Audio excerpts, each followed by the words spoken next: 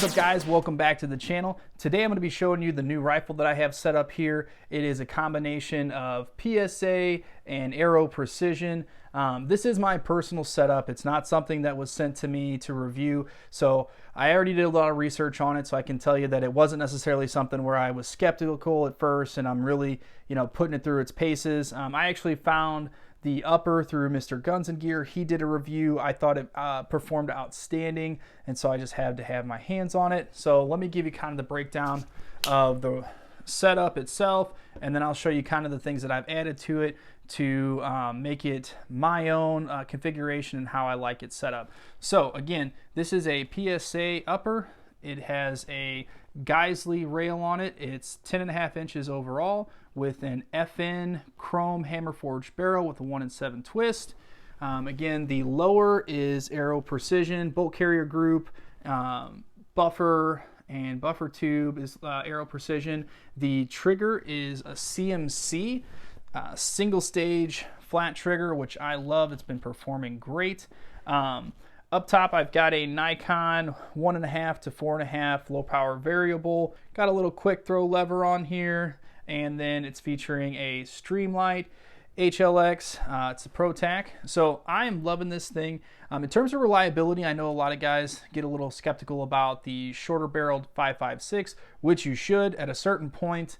I think anything past 10 inches and shorter, you start to get reliability issues. You start to get a very, very noticeable fall off in performance ballistically. So this is a 10.5 again, which what I've noticed from this is I think that I get the ballistic performance that I require for a rifle that I'm going to shoot within 300 yards. And at the same time, I'm not getting an overgassed system that recoils more than it should without having to put an adjustable gas block on it. I can crack off really quick shots and get back on target from CQB distances, and I'm not fighting to keep that muzzle down. The Streamlight that I have on here has the offset, I think it's the 45-degree Arisaka mount, I want to say is what it's called. But it is not the mount that comes with this Streamlight. The mount that comes with it just attaches to pick rail that you would have off to the side, but I don't have pick rail. I just have the M-LOK slots. So I put this little 45-degree mount on there, which tucks it in nice and tight to the rail, and I think it's just outstanding. So blind the camera there a little bit. The light itself actually features momentary on, stay, and then it's got a strobe feature, which is pretty cool. Not sure I'm ever going to use that, but it is what it is. Got to put about, I would say 300, 400 rounds through it so far. Again, no big performance issues out of it. It's performed outstanding. Like I said, I've had maybe one double feed, but I think it was operator error. I didn't seat the magazine correctly and it popped out. Oh, one of the things that I wanted to note about this rail is that like the SB3 tactical brace, there is a QD mount there for your sling, and Geissele was smart enough to put that little 1/2-inch hole, and there's nothing else to it other than it's just a 1/2-inch hole drilled through the rail, and you can attach your QD sling attachment right to the rail, as opposed to having to mount something on the M-LOK or on your key mod or pick rail or whatever and then hook into that. It's just, I'm not sure why other folks don't just take their rail and put a 1/2-inch hole in it. In fact, I might do that with my Aero Precision 300 Blackout upper that I have there, because right now I've got an attachment on it. Not super thrilled about how it's where the location is on the rail itself, but I thought that was pretty slick because you're not having to buy extra hardware and you just hook into it and go. I do have a bad lever on this particular lower. I think that speeds up my reloads considerably. Haven't had any reliability issues with it at all. So one of the particular reasons that I picked this upper to go with, not only due to the fact that it is super slick and recoils really soft, not that 5.56 is a terribly hard kicking round, but there are some setups where it's not kicking into your shoulder hard, but the muzzle flip just is making it difficult to control the rifle and to stay on target. But with this particular upper, I've been super pleased with it. That's one of the reasons that I picked it. But not only that, I really like the overall length of it.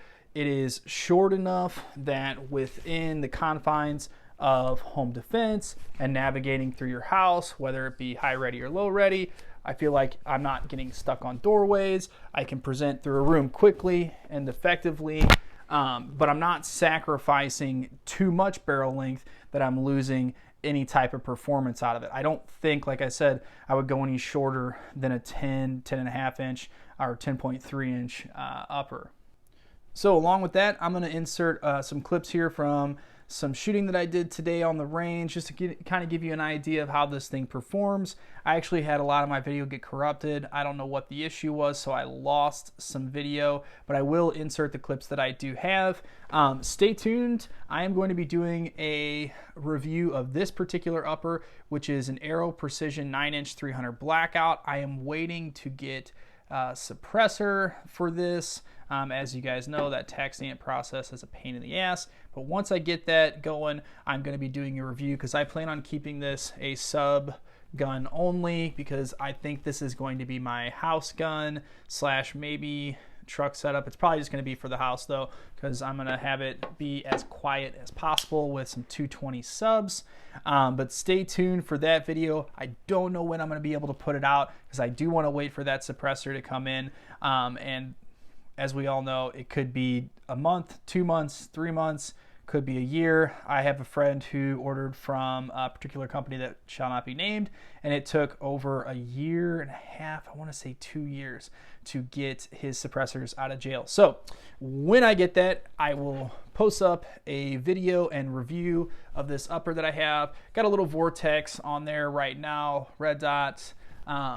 Again, this is just going to be my home defense setup with a suppressor on there to keep it quiet, keep the neighbors happy, should I have to throw some hate.